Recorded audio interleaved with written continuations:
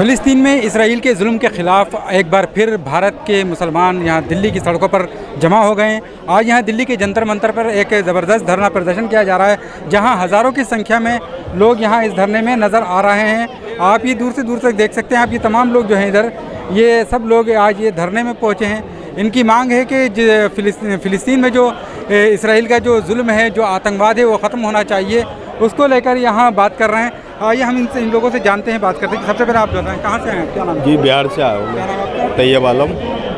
बिहार से इस प्रोटेस्ट में आप शामिल हो रहे हैं जी। किन मांगों को लेकर यहाँ पहुँचे हैं? फ़लस्तीन के बारे में, फ़लस्तीन के मामले में। जी। अच्छा। तो ये कहना चाहेंगे हिंदुस्तान के जितने भी मुसलमान हैं फ़लस्तीन के साथ दे और फ़लस्तीन की मदद करे। और फ़लस्तीन में जो इतने बच्चे भूखे मर रहे हैं, पता नहीं क्या क्या चीज़ें हो रहे हैं वहाँ पर, तो सारे मुसलमानों से वो करना चाहता हूँ कि फ़लस्तीन के साथ दे। ठीक है, फ़लस्तीन के साथ दे। सब हमारी गवर्नमेंट से भी यही आग्रह है कि वो फ़लस्तीन के हमारे साथ दे, क्योंकि ताकि वो परेशानी में बहुत है, खाने पीने को भी मोहताज है।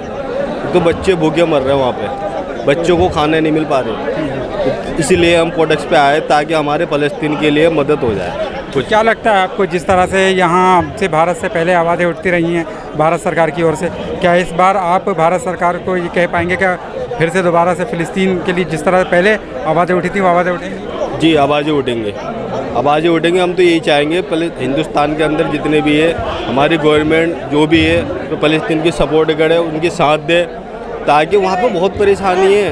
क्योंकि घर द्वार नहीं है, घर नहीं है रहने को, खाने को खाना नहीं है वहाँ पे, क्योंकि जंगले खा खा के रह रहे, बच्चे भूखे मर रहे वहाँ के। इसलिए हम चाह रहे हैं कि यहाँ के मुसलमान हमारी सरकार से आग्रह है कि वो हमारी बात पहुँचाए और वहाँ की मदद करे।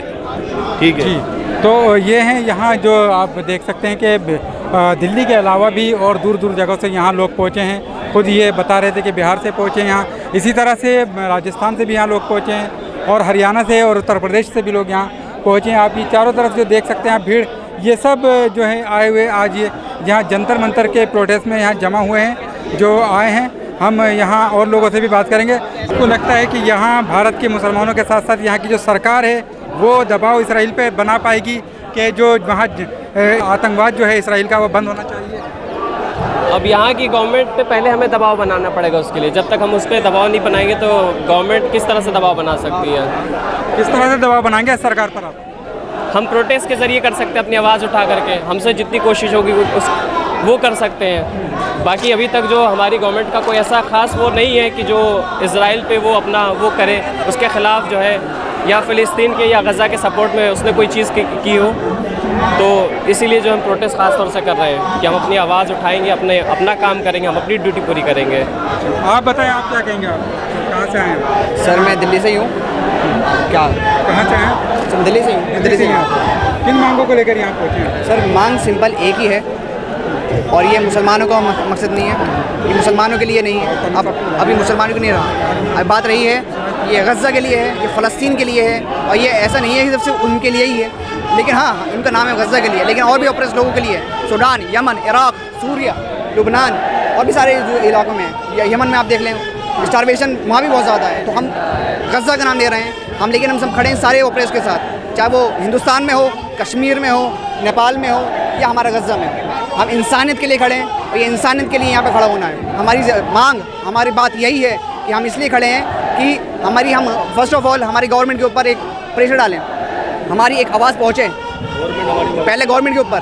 दूसरा ये कि और आम लोगों के ऊपर कि हमारी जो संस्कृति है हमारी ये नहीं है कि हमारे जो उनके मजलूम को जिस पर जुल्म हो रहा है तो उनको देख लें। हम एकजुट हैं, एक साथ हैं और हम उसके खिलाफ हैं जिस पर जुल्म हो रहा है। जी बिल्कुल। हमारे साथ सिराज तालिब साहब भी जो जुड़ गए हैं और जो आप जानते हैं कि मशहूर मारूफ शख्सियत हैं ये। आप बताएं, आज यहाँ प्रोटेस्ट में आप शामिल होने आए हैं, किन मांगों को लेकर यहाँ ये प्रोटेस्ट? देखिए, ये प्रोटेस्ट इस वक्त हिंदुस्तान में बहुत ज़रूरी है, क्योंकि इस वक्त जो पूरे मुल्क के अंदर एक माहौल बना हुआ है वो ये है कि हर शख्स ये चाहता है कि फ़लस्तीन के लोगों की मदद की जाए। और हम मदद कैसे कर सकते हैं? अपनी आवाज़ उठाकर। ये जो जुल्म हो रहा है, छोटे छोटे बच्चे मर रहे हैं, भूख से मर रहे हैं, मतलब उनकी रोटी तक बंद कर दी गई है, हज़ारों जानें चली गई हैं। अब तक फ़लस्तीन के अंदर लाखों लोग मारे जा चुके हैं। एक सरफिरा, कमबख्त, मलऊन उन पर जुल्म कर रहा है नेतन्याहू। और बड़े अफसोस की बात यह है कि जो गल्फ़ की और कंट्रीज़ हैं जिनको जो ये पूरी दुनिया के अंदर बताते हैं कि हम मुसलमानों के रहनुमा हैं, आज वो सारे के सारे खामोश हैं और उनकी खामोशी इसराइल को मजबूत कर रही है, इसराइल को ताकत दे रही है।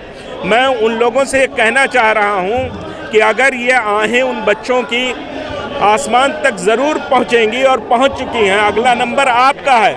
अभी भी होश में आओ, होश के नाखून लो और उस जालिम को, उस जाबिर को रोको उस जुल्म से, वरना अगली बार। ये मसला सिर्फ मुसलमानों का नहीं, पूरी इंसानियत का मसला है। इंसानियत ख़त्म की जा रही है वहाँ पर। भारत सरकार के बारे में, यहाँ के बारे में क्या कहेंगे कि भारत सरकार पर इस तरह से आप दबाव बना पाएंगे? देखिए, ये तो इंसानियत का ही कत्ल है और पूरी दुनिया के अंदर देखिए लोग प्रोटेस्ट कर रहे हैं। आप यूरोप में देखिए, आप पश्चिमी देशों में देखिए, आज लोगों ने इंसानियत के हवाले से निकल कर प्रोटेस्ट किया है। मैं भारत की हुकूमत से ये कहना चाहता हूँ कि हमेशा से भारत का मौक़िफ़ ये रहा है कि वो फ़लस्तीन के साथ, वहाँ के मज़लूमों के साथ रहा है। और मैं हुकूमत हिंदुस्तान से ये कहना चाहता हूँ कि ये जो मौका है इसको समझिए और फ़लस्तीन के लोगों के लिए खुल कर आइए और इज़राइल को कहिए, उस सरफिरे इंसान को कहिए कि वो जुल्म से बाज आए। और इस वक्त भारत सरकार फ़लस्तीन के मदद में पूरी तरीके से उतरकर खड़ी हो।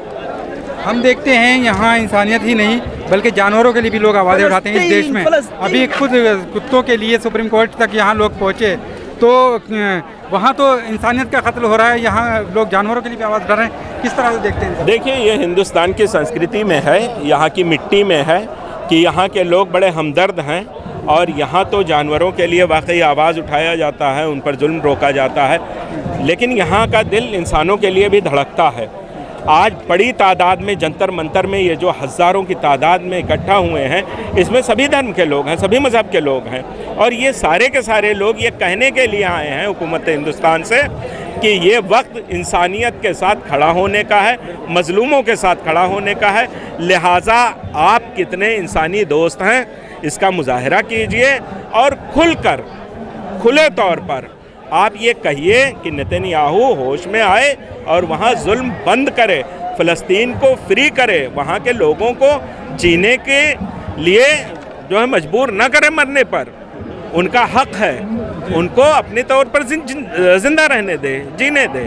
हाँ, तो ये हिंदुस्तान को कहना होगा, यहाँ की हुकूमत। हम उम्मीद करते हैं जिस तरह से यहाँ से आज आवाज़ उठाई जा रही है, हिंदुस्तान की सरकार इस बात को ज़रूर इसका संज्ञान लेगी और जिस तरह से यहाँ मजबूती के साथ पहले भी आवाज़ उठती रही है फ़िलिस्तीन की हिमायत में, वो आवाज़ आगे भी उठेगी। अब ये जो यहाँ का धरना है आगे बढ़ रहा है और ये अब देख सकते हैं कि ये एक मार्च की शक्ल इख्तियार करता हुआ आगे लोग जा रहे हैं और नारे लगा रहे हैं कि फ़िलिस्तीन को आज़ाद किया जाए, फ्री पैलेस्टाइन के यहाँ नारे लगा रहे हैं ये लोग, जो हज़ारों की संख्या में आज जो यहाँ दिल्ली के जंतर मंतर पर पहुँचे हुए हैं। आप देखिए तमाम लोग जो है यहाँ से पार्लियामेंट की तरफ कूच कर रहे हैं। तो अब जिस तरह से यहाँ से आज आवाज़ उठाई जा रही है, हम कह सकते हैं कि यह आवाज़ पार्लियामेंट के अंदर तक भी पहुँचेगी और अब सरकार इस मामले में अपना मौक़िफ़ इख्तियार करते हुए यह आवाज़ उठाएगी कि जो इसराइल का जो आतंकवाद है वो बंद होना चाहिए।